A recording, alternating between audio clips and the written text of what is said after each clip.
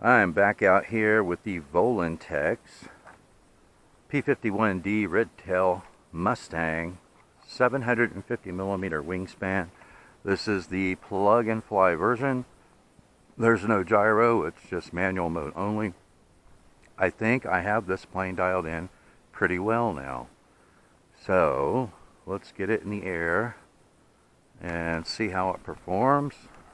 Luckily the wind has died down a bit. Here we go, launching.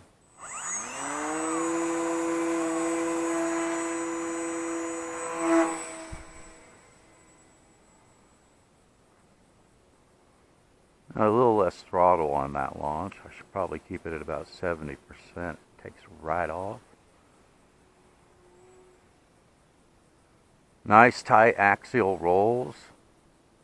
Very snappy rolls even at cruising speed.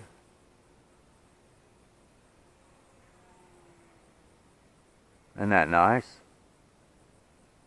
The controls feel nice and snug, but not too tight.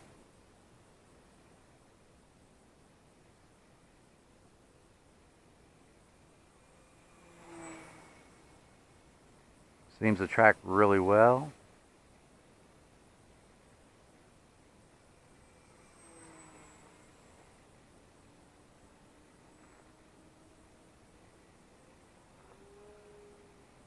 Plenty of power.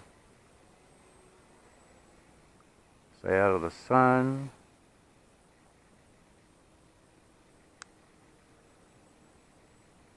Yeah, I am really happy with the way this plane is performing now.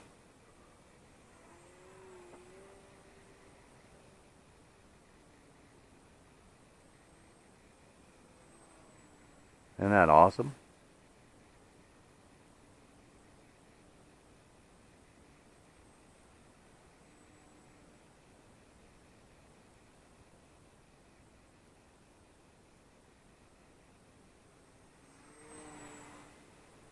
This airframe really seems to cut through the air really well. It doesn't seem to have a lot of drag on it. Awesome rolls. I love that. Very symmetrical left to right. So I think I've got the right angle in the motor, the correct amount of right angle in the motor, because it seems to counter the torque really, really well on rolls.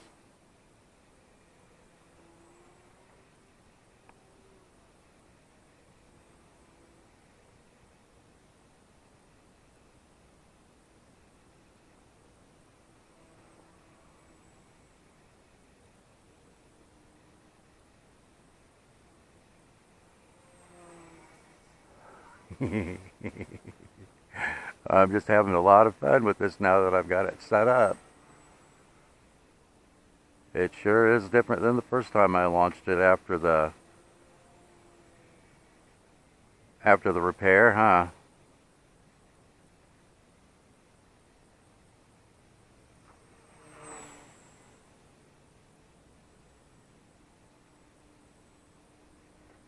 I can launch it at 70% throttle and cruise around about 55 to 60% throttle, no problem. Seems to have plenty of power. After removing that tail weight, I went and weighed it again, got the all-up weight on it. It was 374 grams, and the motor produces 517 grams of thrust, so that gives me a 1.38 to 1 thrust-to-weight ratio. And it seems to fly. It seems to have plenty of power with that.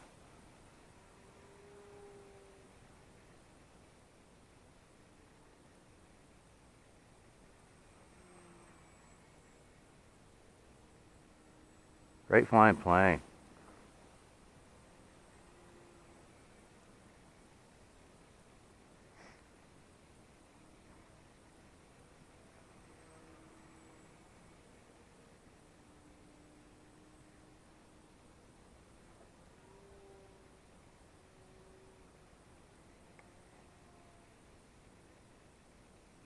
Very aerobatic. Cruising speed. Look how snappy the rolls are at cruising speed. Pretty awesome.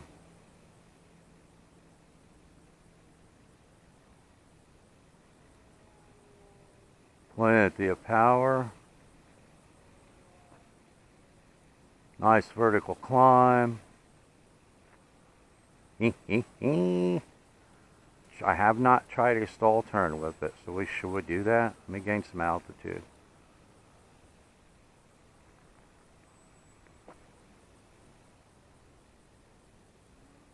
Now, not a very good stall turn with it. I may have to put some more rudder in it. It seemed like it wanted to hesitate before it would rotate.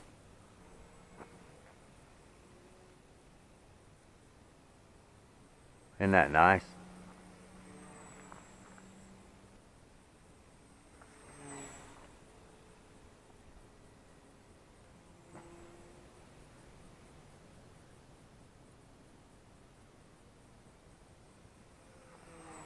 That is so cool.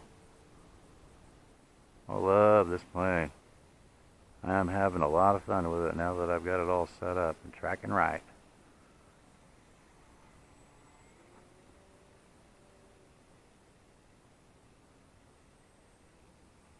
Awesome. Absolutely awesome.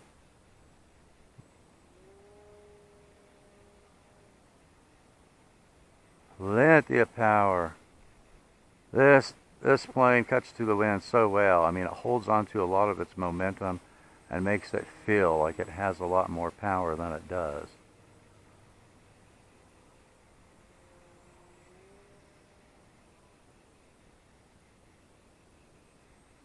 Kind of does a lazy stall turn, doesn't it?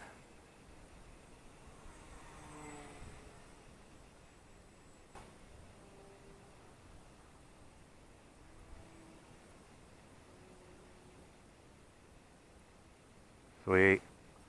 But man, isn't that an awesome, doesn't that track well? I mean, very aerobatic. And I should be able to get 6-minute flight times on this plane the way that I fly, leaving about 3.6 volts per cell. Not bad. Not great, but not bad, you know, for the performance that it's showing. Awesome plane.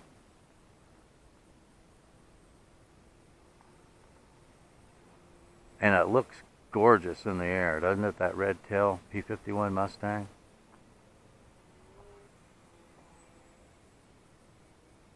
Nice tight axial rolls, so that tells me the balance is pretty darn good.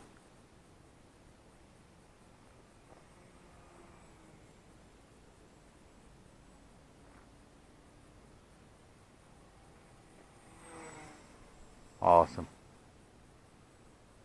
Okay, so we've had it in the air for 5 minutes, so let's bring it in and land it.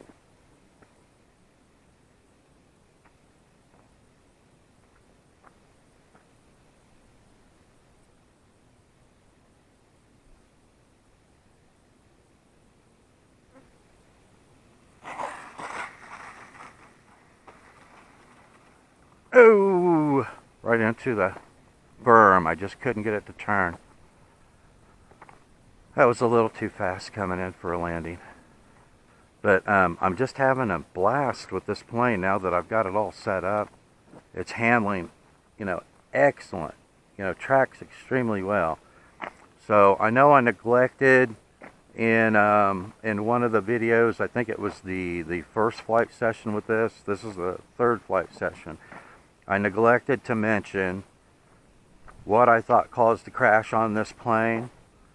So I will meet you back at the hangar and I will go over what I think caused the crash on this plane. And it happened over a year ago, and I had just gotten everything set up on it and had it flying exactly like I wanted it, and then I had a crash with it. So I'll meet you back at the hangar and I will tell you what I think caused the crash and what I'm doing to mitigate that in the future for this type of plane. So I'll see you back at the hangar. So who would ever have thought, after watching how this plane handled on the first launch after the repairs were completed, that it would have ever flown worth a crap. But here we are, and the setup is golden, and I'm loving the way this is flying now. But what I wanted to talk about was what caused the crash on this plane to begin with. And this happened over a year ago. I had just gotten the plane all tuned out, had it flying exactly the way I wanted. I was conducting my first flight session with it after getting it all tuned. Hadn't even created a setup file for it yet. And I was pulling through a split S maneuver, and I was just pulling over top of the S when all of a sudden the plane just started spiraling on me. And I had absolutely no control over it whatsoever, and all I could do was stand there and watch this thing nose straight down into the ground. I'm surprised that the entire plane wasn't destroyed, but it didn't even harm the fuselage. It didn't even harm the plastic cowling on the front. It didn't even break the prop. But it did bust up the plastic motor mount, and it actually pushed the shaft of the motor back through the bell housing about 3 millimeters back. So it has a different motor in it now, and it has a different receiver. The receiver that I had in it at the time was Orange RX 6-channel receiver, and the antennas were, one antenna was pointing back along the fuselage, and one was taped to the side of the fuselage. Now the problem with this plane and other planes like it is that the battery is installed vertically. And so I had the same problem with my Volantex Super Cub 750mm Wingspan. And I had a receiver in it. It was a diversity antenna receiver, but it had the real short antennas on it. And so I had it laying down flat, and you know, one antenna was pointing one direction, one was pointing the other, so there was a 90-degree offset. But the problem that you run into with these vertically mounted batteries is that they can block the signal from the receiver. Now, I was lucky with the Sport Cub. I was flying low and slow with it when I lost radio contact with it. But what I assumed from that issue was a brownout from the communications between the transmitter and the receiver. So what I did with it was I cut a little hole in the bottom of the fuselage, and I brought one of the antennas down below the fuselage. I never had another brownout with that. But I didn't remember that when I put this plane in the air.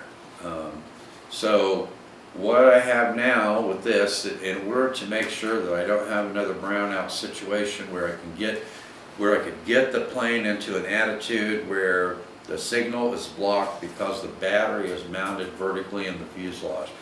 So I still have one part of the antenna laying back in the fuselage, but I took the wing off and I cut a hole in the top of the fuselage, and I brought the other antenna up inside the canopy. So the other antenna is in front of the little instrument panel in the cockpit, setting straight up and down, and so it's above the battery line. So I should not be able, from this point forward, be able to put this plane into an attitude where the signal is going to be blocked. So that is the way I'm going to mitigate that from this point forward. And I'm not going to buy any more receivers with short antennas unless they're just little 4-channel or 6-channel receivers. They're going to go on these little micro conversions or a 2S micro plane. But for larger planes, I'm going to make sure that I buy a diversity receiver with long antennas on it, so I can get those antennas away from all the electronics, including the battery. So that is what happened. So I'm very glad that this plane is flying the way it's flying now. My setup is now golden on this plane, so from now on, it's just going to be fun flights with this plane. But before I go out the next time, I'm going to make sure that I have my setup file created for this plane. If I would have had my setup file to go by when I rebuilt this plane, it would have saved me a ton of time and a lot of test flights to get it flying back the way it was before the crash. So anyway, that's what happened with this plane, and that's what I do to mitigate these type of planes from now on. So thanks for watching, and I will see you in the air.